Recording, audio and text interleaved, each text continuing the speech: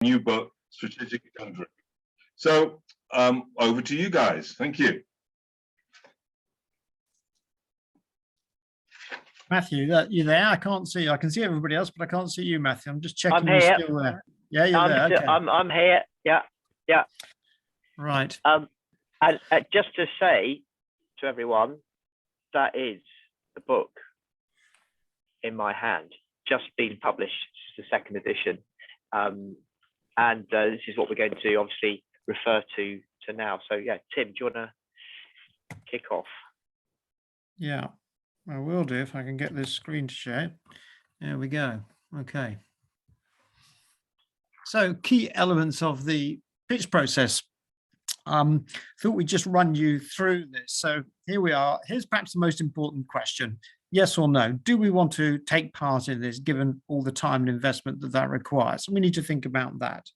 The next step is to say, okay, if that's a yes, then what do we understand about this client? How well do we know them?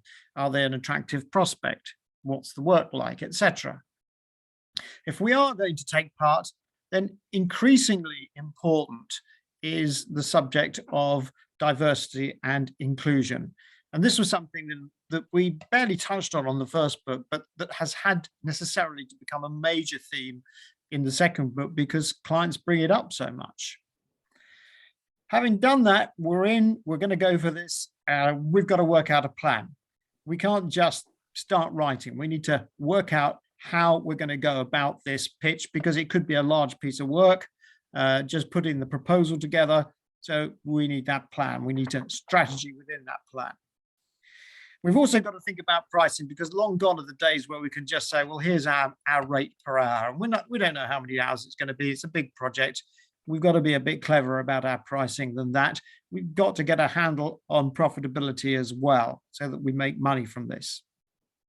At this point, look, we're quite well in.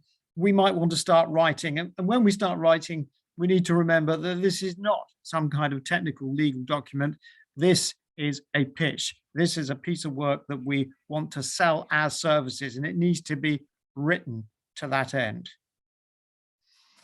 Sometimes big pitches run to a presentation, and it's amazing the number of pitches we've come across in speaking to people where law firms manage to snatch defeat from the jaws of victory because they get the presentation so wrong. Whatever the result, whether you win or lose, there should be a review. It's continuous improvement. If I like to make parallels between football and lawyering, a football team loses, they're going to go over the videos, they're going to work out what went wrong. Law firms should be doing the same. And finally, of course, technology in this circle is increasingly important in terms of the way we go about putting pitches together, and that can be a big help. There are two more factors to bring in perhaps on the side. So we've got those pesky people in procurement who can have a big effect on this process. And equally, there is the public sector to take account of as well, because most economies have a large public sector buying legal services.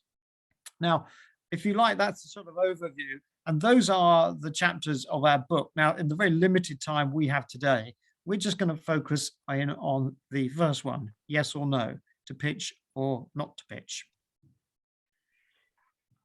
Yeah, so I think it's also important to say that there are lots and lots of different types of pitches. At my firm, we do something around 3,500 every year.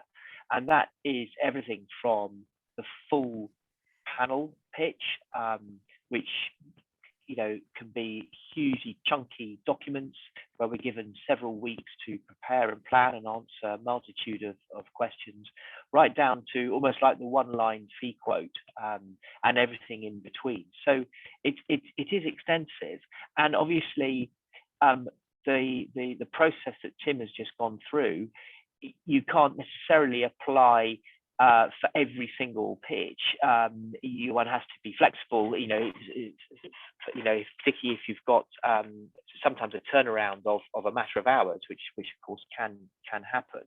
But nevertheless, this is all requires massive investment of time. And I noted the poll that you just answered, and still the significant amounts of time. And that was, of course, just, I think the question was around the BD support time. There's also all the partner time as well that is necessary to go into these pitches. So there's a huge investment of time and effort that goes in from firms, and can be very disruptive as well. And we therefore think, underlying our sort of philosophy on the book, that ultimately less is more, rather than the sort of quotes that we got from a number of respondents in our research, that we might as well have a go, which seemed to be the sort of very often the first thing in the minds of partners. In the process of writing the book, we actually went out and we talked to some clients, and we did that all over the world, senior general counsel, and we wanted to hear about what their view of pitching was from their side of the fence. And here's some of the things that they said. I'm just going to put these up. I won't read through them. Interesting that they think the accountancy firms, the big four, are much better than big legal.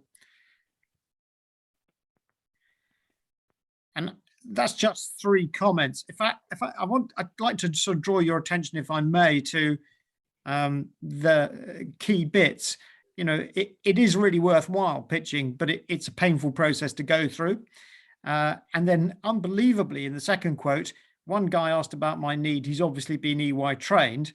The implication being that law firms never ask about needs. I find that difficult to believe. I hope that's wrong in this day and age, but it is an important point. It is about their need, the client's need, and not about the firm necessarily.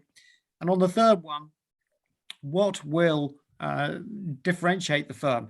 So what makes you stand out in terms of your experience and how you manage the process? That fundamentally is what's going to win you this. You'll notice there's no mention of price per se.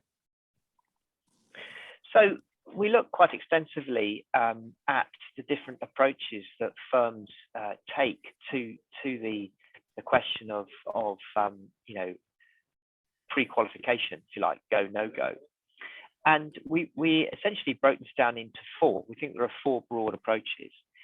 From one extreme, what I called command and control, where there are very strict guidelines applied over decision making, and particularly centered around key clients, thresholds of value, and strict alignment to the business plan. There's usually it's very rare, this approach. We've found in the legal sector. It is more common in the consultancy and accountancy sector, as is the central committee partner approach, where maybe instead of having just a general approach, which is command and control everyone adheres to, the central committee is one where, a bit like a conflicts committee that operates, I'm sure in a number of your firms, is that all big pitches are a certain size go up to the committee for them to adjudicate as to whether the decision should be go or no go, again set against certain thresholds or key clients or alignment to business plans. We found, though, that was generally pretty rare in law firms, and actually we found more common was what we call loosely the BD-led approach, where there's a sort of a more informal set of questions to focus a discussion with the relevant partners around. And what I've also, the 4th version, which is basically free for all. There are no rules. And as one partner expressed to me, a self-policing approach, which I thought was quite a nice way of putting it. So these were the sort of the 4 approaches that we found were available in the market.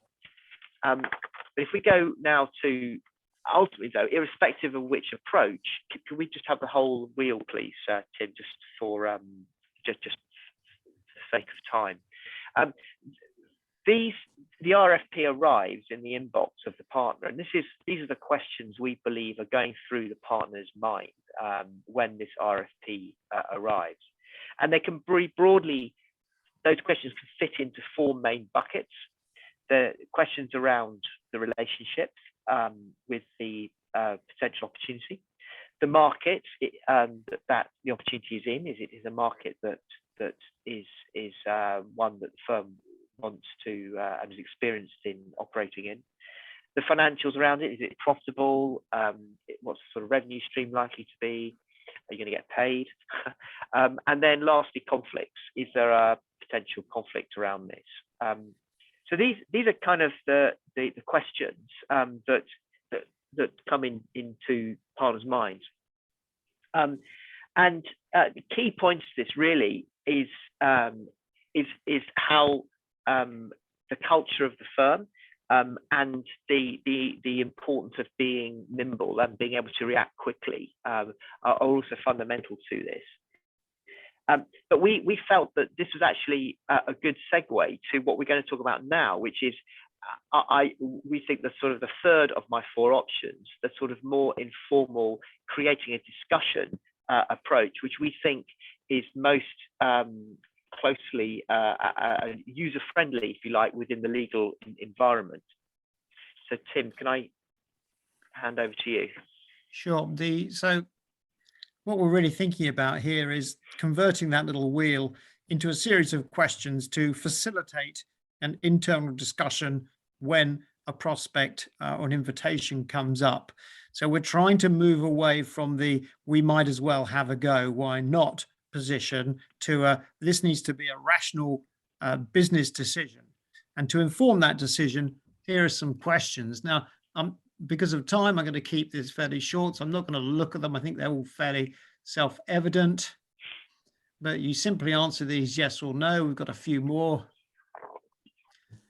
And we're not trying to be prescriptive and say these are definitive questions. You could come up with your own list of questions. We're simply saying here's potentially 10. Actually, we did find out that one of the big firms uses something very akin to this after we had done it. But the point is, you have that discussion, you count up your yeses and nos, and that will help to inform the decision.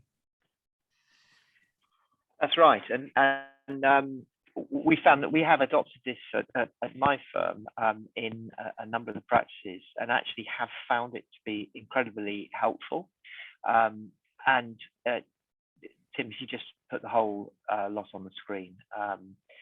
And this gives you our sort of interpretation of the sort of results. And clearly, if you're scoring as low as 1 to 3, there are a multitude of red flags flying, which should then be able to initiate a discussion as to really whether this is something that you should be doing. But what I think is really important around this is how vital it is to be data driven. In our view, lawyers are very smart people. They will listen to evidence in the training, and if these questions can be matched with proper research and thinking that's done beforehand, that will support some of the sort of the answers that come through, around what work we've done before, the profitability, etc. That is very powerful and can really help to have a much more fluid conversation. So planning is key for these conversations. I'd just like to chip in on that and say, if you look at this schema on this slide, if you apply the credo that we mentioned at the beginning of, well, we might as well have a go, then you might as well have a go for things that are scoring 4 to 5 or even 1 to 3. And if you do that, the implication of that is economically is a very poor allocation of resources, because in having a go, because you might as well, at things that score 1 to 3 or 4 to 5, means it necessarily you are starving those opportunities that score 8 to 10 of the resources and time and possibly money that are required to win the most attractive and most profitable work. And another way of looking at this is simply transferring all of that into this little matrix. So up the vertical axis, we have the attractiveness of the client or the project, and then along the bottom, we've got the fit with the firm. So top left, it has a low fit with the firm, but it may be highly attractive. But if it doesn't fit with us as a firm, then we can put all the time and money into it we like, but our chances of winning that work are low. And if it's not attractive work and it's not a good fit, well, that's our 1 to 3 category on the last slide. Don't go there. It's not going to work out. It's not good. It's not attractive in any means. Bottom right, yeah, we're likely to succeed because it's a good fit, but actually we don't necessarily want that work because it's not attractive. There may be problems with that client. There may be better opportunities out there. And that takes us up to top right. So we get this kind of fit, which is the 8 to 10 category on the last slide. This is the sort of work we really need to be going after, and therefore the work we need to be investing our resources in to try and win. So a few final thoughts. Firstly, less really is more, but the challenge is getting people to really buy into that. We really are promoting the idea of a reasoned discussion before we start work. And this doesn't have to be a great bureaucratic administrative thing at all. This can be a 10-15 minute phone call, usually I would suggest with the BD person and the main partner or partners involved. And this wouldn't be for all pitches. This would be for the larger pitches, the more complex ones in particular. But even the smaller ones could even just take literally 5 minutes, just basically following the sorts of questions that Tim and I have just articulated. And in terms of resource and time, certainly in my team at Wine Case, we're trying to promote this so that we can use the BD resource more smartly and put that onto the more complex and ultimately more profitable work. And just lastly, just 4 other quick things I would ultimately say in conclusion. Plan early to have these discussions and plan and think about them, and remember that sort of be data driven around this. And put together a simple guideline, and you don't need to, it can be informal, it can be just be had, it doesn't need to be sent around to the whole firm and agreed and argued about. Just have the broad questions that can help initiate the discussion. And lastly, I would really promote having regular pitch reports which show trends and win rates as well, and have those circulated within the partnership. We do this. We find that brings to attention what's going on in the world of pitches, and also ultimately and so they can see the volume, but also the win rate as well, which is pretty vital, and that helps as well to get people to get the buy-in, and they can see the importance of pitches and the investment that we put in. So that was that. That was a very quick dance through the pre-qualification aspect of the pitches, which I hope you found useful. Back to you, Patrick. Great. I thought that was actually really very, very